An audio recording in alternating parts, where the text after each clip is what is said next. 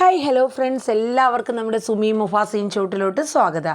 അപ്പം നമ്മുടെ നാളെ വരാനിരിക്കുന്ന നമ്മുടെ മഴതോരും മുമ്പ് പരമ്പരയുടെ കുറച്ച് നല്ല വിശേഷങ്ങളൊക്കെ ഒന്ന് കേട്ടാലോ. നമ്മുടെ വീഡിയോസൊക്കെ നിങ്ങൾക്ക് കേട്ട് ഇഷ്ടമാവുകയാണെങ്കിൽ ഒന്ന് ലൈക്ക് ചെയ്യാനും ഹൈപ്പ് ചെയ്യാനും മറന്നു പോകല്ലേ. ഒപ്പം തന്നെ നമ്മുടെ ചാനലിൽ ആദ്യമായിട്ടാണ് കയറി വീഡിയോസൊക്കെ കാണുന്നതെങ്കിൽ ഒന്ന് സബ്സ്ക്രൈബും കൂടെ ചെയ്ത് സപ്പോർട്ട് ചെയ്യണം കേട്ടോ.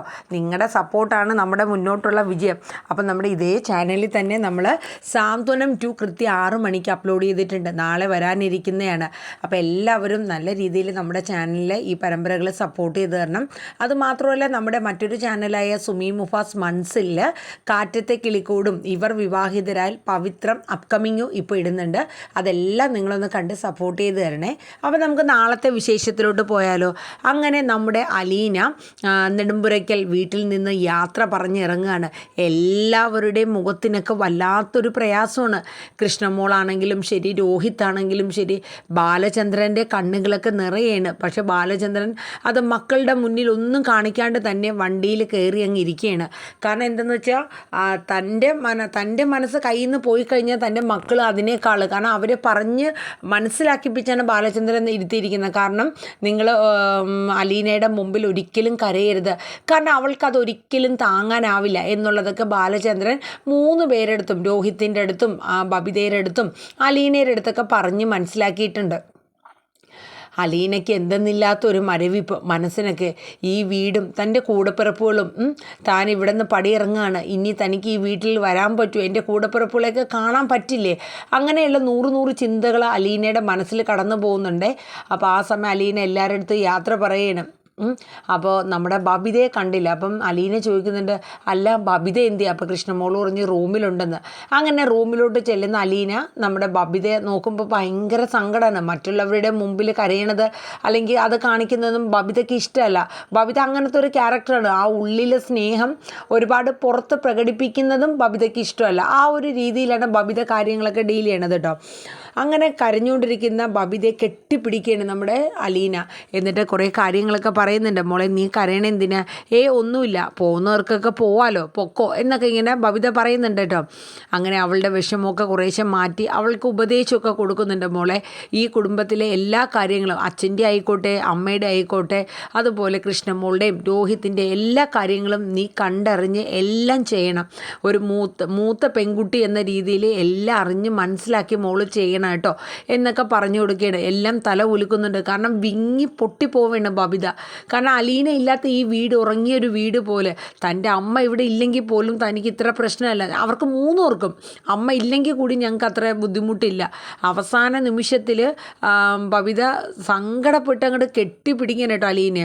അങ്ങനെ അവിടെ നിന്ന് യാത്ര പറഞ്ഞിറങ്ങിയിട്ട് ബബിത ഫ്രണ്ടിലോട്ടൊന്നും വന്നില്ല കേട്ടോ. ബബിതയ്ക്ക് അത് കാണാനുള്ള ഒരു മനക്കെട്ടിയില്ല എന്ന് തന്നെ പറയാം. അത് കഴിഞ്ഞ് നമ്മുടെ കൃഷ്ണമോളും രോഹിത്ത് നിൽക്കുകയാണ്. 2 പേരും അലീനെ അങ്ങ് കെട്ടിപ്പിടിച്ച് യാത്ര പറയണം കേട്ടോ. കൃഷ്ണമോൾക്ക് സഹിക്കാൻ പറ്റുന്നില്ല. അലീന ചേച്ചി ഇവിടെ നിന്ന് പോകണ്ട അലീന ചേച്ചി എന്ന് അവസാന നിമിഷത്തിലും പറയുന്നു. അങ്ങനെ പറയല്ലേ മോളെ, ഞാൻ ഇവിടെ നിൽക്കുന്നത് നിങ്ങളുടെ അമ്മ ഇങ്ങോട്ട് വരില്ല, മാഡം ഇവിടെ വരണ്ടേ, നിങ്ങളെ അച്ഛനും അമ്മയും നിങ്ങൾ 3 പേരും സന്തോഷത്തോടെ കഴിയണം. അതാണ് അലീന ചേച്ചിക്ക് ഏറ്റവും വലിയ തൃപ്തി എന്ന് പറയുന്നത്. അങ്ങനെയൊക്കെ പറഞ്ഞ് കൃഷ്ണമോളെ സമാധാനിപ്പിക്കണം. വിങ്ങി പൊട്ടിപ്പോവാട്ടോ. രോഹിത്തും അതുപോലെ തന്നെ. പക്ഷേ ബബിതയ്ക്കും രോഹിത്തിനും അറിയില്ല ഇത് സ്വന്തം തൻ്റെ അമ്മയുടെ മകളാണ്, അമ്മ പ്രസവിച്ച മകളാണ് എന്നുള്ളത് അറിഞ്ഞിട്ടില്ല. കൃഷ്ണമ്മോക്ക് മാത്രമേ അറിയാവുള്ളൂ കേട്ടോ. അങ്ങനെ അലീന അവരോടൊക്കെ യാത്ര പറഞ്ഞ് കാറിലോട്ട് കയറിയാണ്. അപ്പം ബാലേന്ദ്രൻ പറയുന്നുണ്ട്, നമുക്ക് പോകാമല്ലേ മോളെ എന്ന് ചോദിക്കുന്നുണ്ട്. പോകാമെന്ന് പറയുന്നുണ്ട്. അലീന ആ കാറിൽ ഇരുന്ന് തിരിഞ്ഞു നോക്കുമ്പോൾ കൃഷ്ണമോളും നമ്മുടെ രോഹിത്തും കൂടെ തോളിൽ ചേർന്ന് നിന്നങ്ങ് വിങ്ങി പൊട്ടുകയാണ്. അലീനയുടെ മനസ്സിനെ അത് വല്ലാണ്ട് അങ്ങ് ആട്ടി ഒലിക്കുകയാണ്. വണ്ടി സ്റ്റാർട്ട് ചെയ്ത് കഴിഞ്ഞതും ബബിത ഓടി വന്ന് നോക്കുകയാണ്. അലീന ചേച്ചി പോയ ഈ വീട് അവർക്ക് എന്തോ ഭയങ്കര ഒരു ബുദ്ധിമുട്ട്. തങ്ങളുടെ അമ്മ ഇവിടെ ഇല്ല എന്നുണ്ടെങ്കിൽ കൂടി അവർക്ക് ഇത്രയും വിഷമമില്ല. അമ്മയെ വിളിച്ചില്ലെങ്കിൽ കാരണം വെച്ചാൽ ആ ഒരു സ്നേഹം, ഒരു അമ്മയുടെ കരുതലും സ്നേഹവും ഒക്കെ കിട്ടി. അവർക്ക് ഒരു മനുഷ്യനെ പോലെയൊക്കെ അവരെ വളർത്തി ഒരു പരസ്പരം കൂടപ്പിറപ്പുകളുടെ സ്നേഹം എന്തെന്ന് തിരിച്ചറിഞ്ഞ് മറ്റുള്ളവരുടെ അടുത്ത് എങ്ങനെ പെരുമാറണം അങ്ങനെയൊക്കെ തന്നെ പഠിപ്പിച്ച് ഒരമ്മയെപ്പോലെ നിന്ന് എല്ലാം കരുതലുകളും എല്ലാം തന്ന് വളർത്തിയെടുത്ത ആളാണ് അലീന ചേച്ചി. ആ അലീന ഇവിടുന്ന് പോകുന്നു എന്ന് പറയുമ്പോൾ അവർക്ക് 3 പേർക്കും അവർക്ക് ഓരോ ജീവിതങ്ങൾ തന്നിട്ടാണ് അലീന പോകുന്നത്. ബബിതയ്ക്കാണെങ്കിലും രോഹിത്തിനാണെങ്കിലും പുതിയ ഓരോ ജീവിതം, അല്ലെങ്കിൽ അവരുടെയൊക്കെ ജീവിതങ്ങൾ ഇന്ന് അലീന ഇല്ലായിരുന്നു എന്നുണ്ടെങ്കിൽ ഏതൊക്കെ രീതിയിലല്ലേ മറിഞ്ഞും പോയനെ. അപ്പോൾ ആ ഒരു കാര്യങ്ങളൊക്കെ അവരെ മനസ്സിനെ അവരിങ്ങനെ ഓർത്തെടുത്ത് വല്ലാണ്ട് വിഷമിക്കുന്ന ഒരു സിറ്റുവേഷനാണ് കണ്ടത് കേട്ടോ. അങ്ങനെ വണ്ടിയിലിരുന്ന് അവർ പോവാണ്. അപ്പം പോകുന്നതിനിടയിൽ അലീന ചില കാര്യങ്ങൾ ബാലേന്ദ്രനോട് പറയുന്നുണ്ട്. അച്ഛാ, അവിടെ ഇറങ്ങുന്ന സമയത്ത് എൻ്റെ കൃഷ്ണമോളും രോഹിത്തും ബബിതയും നിൽക്കുന്ന നിൽപ്പ് കണ്ടിട്ട് എനിക്ക് സഹിക്കാൻ പറ്റുന്നില്ല അച്ഛാ, വല്ലാത്തൊരു ബുദ്ധിമുട്ട് പോലെ, മനസ്സ് കയ്യിൽ നിന്ന് പോകുന്ന പോലെ എന്നൊക്കെ ഇങ്ങനെ നമ്മുടെ അലീന പറയണം കേട്ടോ. അപ്പോൾ ബാലചന്ദ്രൻ പറഞ്ഞു, നിന്നോട് ആരെങ്കിലും പറഞ്ഞോടി മോളെ, നിനക്ക് അവിടെ തന്നെ നിന്നാൽ പോരെ, നിൻ്റെ വീട്ടിൽ നിൻ്റെ അച്ഛനും കൂടപ്പിറപ്പുകളും ഒക്കെ ഉണ്ട്, അത് പോരായിരുന്നോ? പക്ഷേ എനിക്ക് അത് തന്നെയാണ് ഇഷ്ടം അച്ഛാ, എനിക്ക് നിങ്ങളാരെയും വിട്ടു പോകുന്നത് എനിക്ക് ഇഷ്ടമല്ല. ഞാൻ ആദ്യമായിട്ട് അച്ഛാന്ന് വിളിച്ചത് എൻ്റെ അച്ഛനെയാണ്. എൻ്റെ രോഹിത്തും ബബിതയും കൃഷ്ണമോളും അവരൊക്കെ കഴിഞ്ഞ് എനിക്ക് മറ്റൊരു ലോകമുള്ളൂ എന്നൊക്കെ അലീന പറയുന്നുണ്ട് കേട്ടോ. നിറകണ്ണുകളോടെയാണ് പറയുന്നത്. ഈ അലീനയുടെ വായിൽ നിന്ന് വരുന്ന ഓരോ വാക്കും നമ്മുടെ ബാലചന്ദ്രൻ വിങ്ങി പൊട്ടിപ്പോകാണ്ട് കണ്ണിടയ്ക്ക് തുടച്ച്, അത് അത്ര സങ്കടത്തോടെ ഫീലിങ്സാണ് ബാലചന്ദ്രൻ്റെ മനസ്സിൽ വന്ന് വീഴുന്നത് അലീനയുടെ ഓരോ വാക്കുകളും. അങ്ങനെ അലീനെ സമാധാനപ്പെടുത്തുന്നുണ്ട്. അപ്പോൾ ബാലചന്ദ്രൻ ചില സമയത്തൊക്കെ അലീന ചോദിക്കുന്നതിന് മറുപടി പറയുന്നുണ്ട്. ചില സമയത്ത് അതിന് മൂളൽ മാത്രമായിട്ടാണ് മറുപടി കൊടുക്കുന്നത്.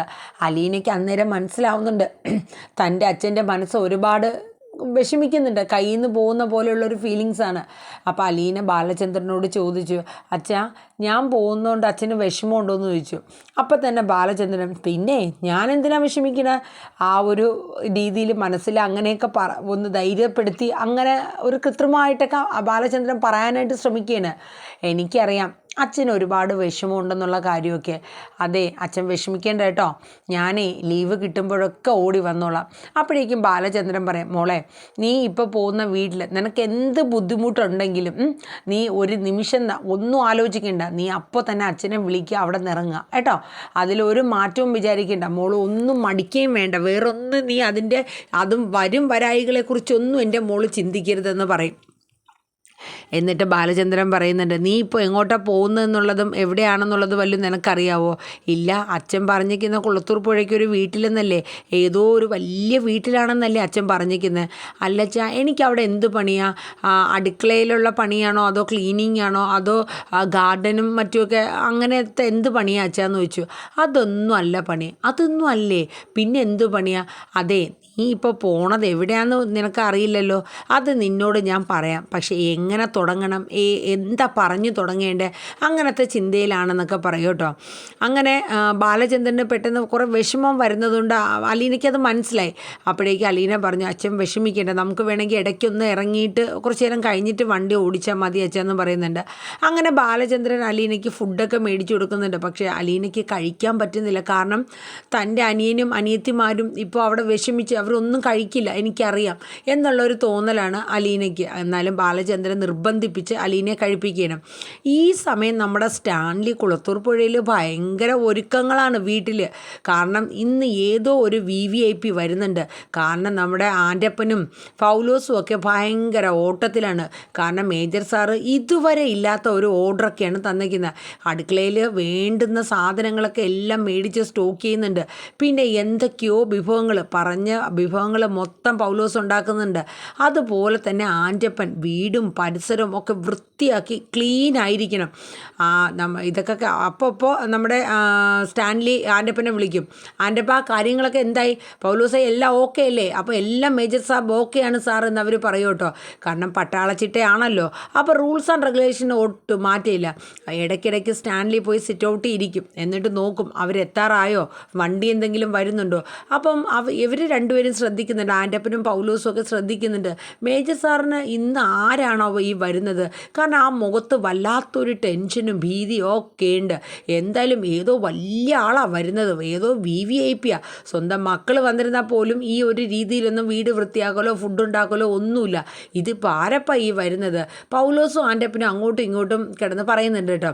പൗലോസ് പറയുന്നുണ്ട്, എന്തൊക്കെയോ പറയുന്നുണ്ട്, പറയണയൊക്കെ ഉണ്ടാക്കി എൻ്റെ ഓട്ടം നടു ഒടിയാറായി. ആൻ്റപ്പനും പറയുന്നുണ്ട്, എൻ്റെ അടുത്ത് 100 ഓർഡറാണ് ചെയ്യണത്, അത് ചെയ്തോ ഇത് ചെയ്തോ ഒക്കെ ചെയ്തു, എന്നാലും മേജർ സാബിന് തൃപ്തി ആയിട്ടില്ല എന്ന രീതിയിൽ അവരൊക്കെ പറയണ കേട്ടോ. എന്തെന്നില്ലാത്തൊരു നെടുവീർപ്പാണ് നമ്മുടെ സ്റ്റാൻലി ജോസഫിന്. കാരണം തൻ്റെ മകള് തൻ്റെ അച്ഛനെ ആയിട്ട് അംഗീകരിച്ചുകൊണ്ടും ഞാൻ അവളെ മകളായി അംഗീകരിച്ചുകൊണ്ടും ഈ വീട്ടിലോട്ട് അലീന വരാൻ പോവുകയാണ് അല്ലേ. ആ ഒരു സന്തോഷവും ആ ഒരു നെടുവീർപ്പും ടെൻഷനും ഒക്കെയാണ് സ്റ്റാൻലിയുടെ മനസ്സും മുഖത്തും ഒക്കെ. അങ്ങനെ ഒരു വലിയ ഒരുക്കം തന്നെയാണ് അവിടെ സ്റ്റാൻലിയുടെ ആ വലിയ വീട്ടിൽ നടത്തുന്നത്. എന്തെന്നില്ലാത്ത ഒരുക്കങ്ങളൊക്കെയാണ്. അപ്പോൾ ഇതേ സമയം നമ്മുടെ ബാലചന്ദ്രൻ അലീനയോട് ചില കാര്യങ്ങളൊക്കെ പറയുന്നുണ്ട്. അപ്പോൾ അലീന ചോദിക്കുന്നുണ്ട്, ഞാൻ ആരെ വീട്ടിലച്ഛാ പോകുന്നത്? അപ്പം ബാലചന്ദ്രൻ പറയാനായിട്ട് തുടങ്ങിയാണ്, മോളെ നീ പോകാൻ പോകുന്ന വീട്ടിൽ നീ ഇങ്ങനത്തെ പണികളൊന്നും നീ ചെയ്യേണ്ടി വരില്ല. നീ പോകുന്നത് സ്റ്റാൻലി ജോസഫ് എന്ന് പറയുന്ന ഒരാളുടെ വീട്ടിലാണെന്ന് പറയും. അത് കേൾക്കണതും അലീന പെട്ടെന്ന് ഒരു നിമിഷം വല്ലാത്ത ഒരു എന്താ പറയണ, ഒരു വല്ലാത്ത ഭീതിയോടുകൂടി ഇങ്ങനെ ഞെട്ടലോടുകൂടി അലീന ഇങ്ങനെ സ്റ്റാൻലി ജോസഫ്, ഈ പേര് എൻ്റെ അച്ഛൻ്റെ പേരല്ലേ, അച്ഛൻ എന്നെ എങ്ങോട്ടാണ് കൊണ്ടുപോകണത്? അലീന ഭയപ്പാടോടുകൂടി ചോദിക്കുകയാണ്. അത് നിൻ്റെ സ്വന്തം അച്ഛൻ്റെ അരികിലേക്കാണ് ഞാൻ കൊണ്ടുപോകണത്. അലീനയുടെ കണ്ണുകളൊക്കെ നിറയുകയാണ്, കൈകാലുകളൊക്കെ വിറയ്ക്കുന്ന പോലെ വല്ലാത്തൊരു ബുദ്ധിമുട്ട്. താൻ തൻ്റെ സ്വന്തം അച്ഛൻ്റെ അടുത്തോ, താൻ എങ്ങനെ തൻ്റെ അച്ഛനെ ഫേസ് ചെയ്യും? തൻ്റെ അച്ഛനെ കണ്ട് എങ്ങനത്തെ സ്വഭാവവും എങ്ങനത്തെ ഒരാളാണ് ഒരു പിടുത്തവും കിട്ടില്ല. അലീനയെ വല്ലാണ്ടൊരിതാവുകയാണ്. അപ്പം ബാലചന്ദ്രൻ അലീനയുടെ മുഖത്ത് നോക്കുന്നുണ്ട്. അലീനയുടെ ആ ടെൻഷനും ആ ഒരു പരിഭ്രാന്തിയും ഒക്കെ ബാലചന്ദ്രനെ മനസ്സിലാവുന്നുണ്ട് കേട്ടോ. ബാലചന്ദ്രൻ ഒരു നിമിഷം മൈൻഡ് അങ്ങ് ബാലചന്ദ്രൻ്റെ കയ്യിൽ നിന്ന് പോവുകയാണ്. അപ്പോഴേക്ക് എതിർവശത്തു നിന്ന് ഒരു ബസ് കയറി വരികയാണ്. അലീന നോക്കുമ്പോൾ ബാലചന്ദ്രൻ ശ്രദ്ധിക്കാണ്ട് വണ്ടി ഓടിച്ച് നേരെ ഒന്ന് അലറി വിളിച്ചതേ ഉള്ളൂ. അലീന അച്ഛാ വണ്ടി എന്ന് പറഞ്ഞ അലീന അലറി അങ്ങ് വിളിക്കുകയാണ് കേട്ടോ. ബാലചന്ദ്രൻ വണ്ടി ഇടിച്ചില്ല മട്ടിലൊരു ബ്രേക്ക് അങ്ങ് കിട്ടും. കാരണം ബാലചന്ദ്രനെ അലീന പോകുന്നതിൻ്റെയും ഒക്കെ കൂടിയിട്ട് മനസ്സിൻ്റെ ഒരു സമനില അങ്ങ് പോവാണ്. ഒരു നിമിഷം മനസ്സൊന്ന് പാളിപ്പോയി, അതാ സംഭവിച്ചത്. അപ്പോഴേക്കും വണ്ടി ഇടിച്ചില്ല, പക്ഷേ അന്നേരം ബ്രേക്ക് ഇട്ടില്ല എന്നുണ്ടെങ്കിൽ വണ്ടി ഇടിക്കുകയും ചെയ്യുമായിരുന്നു, വലിയൊരു അപകടം സംഭവിക്കുകയും ചെയ്യുമായിരുന്നു. വലിയൊരു ബസ്സിലാണ് കൊണ്ട് ഇടിക്കാൻ പോയത്. അങ്ങനെ അലീന പറഞ്ഞു, അച്ഛാ കുറച്ച് നേരത്തേക്ക് വണ്ടി ഒതുക്കിയിട്ട് നമുക്ക് എവിടെയെങ്കിലും കുറച്ച് നേരം നിന്നിട്ട് പോകാം. അങ്ങനെ വണ്ടി ഒരു സൈഡിലോട്ട് ഒതുക്കി കുറച്ച് നേരം അവർ ഇറങ്ങി നിൽക്കാൻ കേട്ടോ. അലീനയ്ക്ക് എന്തെന്നില്ലാത്തൊരു ബുദ്ധിമുട്ട്, എന്താണെന്നറിയില്ല. താൻ ഇതുവരെ കാണാത്ത തൻ്റെ അച്ഛൻ്റെ അരികിലേക്കാണ് താൻ പോകുന്നത്. അപ്പോൾ അലീനയ്ക്ക് അറിയില്ല, നമ്മുടെ കഴിഞ്ഞ ദിവസം ബാലചന്ദ്രനെ കാണാനായിട്ട് ഒരു ബിസിനസ്സുകാർ സംസാരിക്കാനായിട്ട് നെടുമ്പുരയ്ക്കൽ വീട്ടിൽ വന്ന ലാലിച്ചൻ ആണ് ഈ സ്റ്റാൻലി എന്നുള്ളത് അലീനയ്ക്ക് അറിയില്ലല്ലോ, ബാലചന്ദ്രൻ പറഞ്ഞിട്ടുമില്ല. അപ്പം നേരിട്ട് കാണുമ്പോഴാണ് അലീന ആ ആളാണ് ഇതെന്നുള്ളതൊക്കെ അറിയാൻ പോകുന്നത്. പക്ഷേ എന്തൊക്കെയാണെങ്കിലും അലീനയ്ക്ക് ഒരു കുറവില്ലാണ്ട് തന്നെ നമ്മുടെ സ്റ്റാൻലി നോക്കും. പക്ഷേ എങ്കിലും ആ സ്റ്റാൻലിയുടെ വീട്ടുകാർ ഇനിയിപ്പോൾ മക്കളും വൈഫൊക്കെ അവിടെ എത്തുന്നുണ്ട്.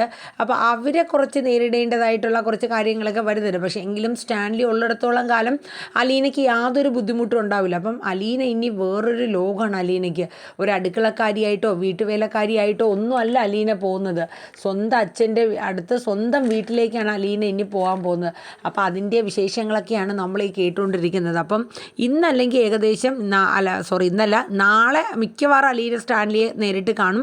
അല്ലെങ്കിൽ നാളത്തെ കഴിഞ്ഞ് ചിലപ്പം കുറച്ച് അങ്ങോട്ടും ഇങ്ങോട്ടുമൊക്കെ നീങ്ങാൻ സാധ്യതയുണ്ട് കേട്ടോ. എന്തായാലും ഒരു 2 days അതിനുള്ളിൽ തന്നെ അച്ഛനും മകളും തമ്മിലുള്ള കണ്ടുമുട്ടൽ, ആ ഒരു കൂടിക്കാഴ്ച എന്തായാലും ഉണ്ടാവും കേട്ടോ.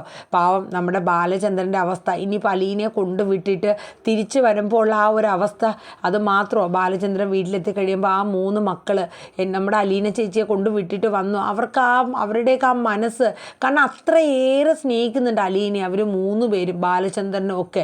ഇനിയിപ്പോൾ വൈജയന്തിക്ക് സന്തോഷമായല്ലോ, വൈജയന്തി ആഗ്രഹിച്ചതുപോലെ താൻ പിടിക്കണ മുയലിന് 3 കൊമ്പെന്ന മട്ടിൽ വൈജയന്തി തന്നെ ജയിച്ചു. പക്ഷേ ആ ജയം എത്ര നേരം അല്ലെങ്കിൽ എത്ര നിമിഷം എന്നുള്ളത് നമുക്ക് കണ്ടറിയാമല്ലേ. ഇനിയിപ്പോൾ ബാലചന്ദ്രൻ്റെ ടൈമാണ്. വൈജയന്തി ഇനിയിപ്പോൾ എണ്ണിപ്പിറക്കാൻ കിടക്കണതേ ഉള്ളൂ. എന്തായാലും ആ വിശേഷങ്ങൾക്കായിട്ട് നമുക്ക് കാത്തിരിക്കാം. നമ്മുടെ വീഡിയോസൊക്കെ വിശേഷങ്ങളൊക്കെ ആയിട്ട് ഇഷ്ടപ്പെട്ട് കഴിഞ്ഞാലേ ഒരു കുഞ്ഞ് ലൈക്കും ഒരു കുഞ്ഞ് ഹൈപ്പും തരാനായിട്ട് മറക്കണ്ട കേട്ടോ. ഒപ്പം നമ്മുടെ ചാനൽ സബ്സ്ക്രൈബ് ചെയ്യാത്തവരൊക്കെ ഉണ്ടെങ്കിൽ ഒന്ന് സബ് ചെയ്ത് സപ്പോർട്ട് ചെയ്യണം. അപ്പം നമ്മുടെ സുമി മുഫാസ് സ്ക്രീൻഷോട്ടിൽ 2 പരമ്പരകൾ, നമ്മുടെ സാന്ത്വനം 2 കൃത്യം 6 മണിക്ക് 6 PM നമ്മുടെ മഴതോരും മുമ്പേ ഒരു 9:30 തന്നെ ഞാൻ അപ്ലോഡ് ചെയ്യും. പിന്നെ നമ്മുടെ മറ്റേ ചാനലായ സുമി മുഫാസ് മൻസിലിൽ രാവിലെ 6:30 ഇവർ വിവാഹിതരായാൽ 12 മണിക്ക് നമ്മുടെ പവിത്രം ഇപ്പോൾ ഇടുന്നത് നമ്മുടെ അപ്കമിങ് വിശേഷമാണ്. എല്ലാ തിങ്കളാഴ്ചയും നമ്മുടെ പവിത്രത്തിൻ്റെ പ്രൊമോ ഇടുന്നുണ്ട്. പിന്നെ നമ്മൾ ഉച്ചയ്ക്ക് 2:30 കാറ്റത്തെ കിളിക്കൂടും. അപ്പോൾ 2 ചാനലും നല്ല രീതിയിൽ തന്നെ അപ്പോൾ ഈ 2 ചാനലും നിങ്ങൾ നല്ല രീതിയിലൊന്ന് സപ്പോർട്ട് ചെയ്ത് തന്നെ കേട്ടോ. നിങ്ങളുടെ സപ്പോർട്ടാണല്ലോ നമ്മുടെ മുന്നോട്ടുള്ള വിജയം എന്ന് പറയുന്നത്. അപ്പോൾ എന്തായാലും എല്ലാവരുടെയും സപ്പോർട്ട് ഉണ്ടാകുമെന്ന് പ്രതീക്ഷിച്ചുകൊണ്ട് തന്നെ ഞാൻ വൈൻഡപ്പ് ചെയ്യുകയാണ് നമ്മുടെ മഴതോരും മുമ്പേ നാളത്തെ പ്രൊമോ. അപ്പോൾ നല്ലൊരു ശുഭരാത്രി പറഞ്ഞുകൊണ്ട് നിർത്തുന്നു. Thank you.